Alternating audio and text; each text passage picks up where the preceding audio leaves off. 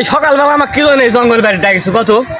আবার ডাকবো একটা সিগারেট খাওয়ার আশায় তো দেখিচ্ছি সকালবেলা ঘুমের থেকে উঠে একটা সিগারেট হলে বড় জমা যেত ব্যাপারটা বুঝলো না ওলা বুঝা বুঝির দরকার নেই একটা সিগারেটের দাম 10 টাকা সিগারেট আছে তোর কাছে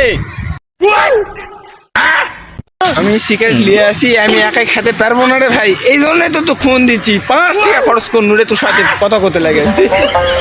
ও আচ্ছা তাহলে খাই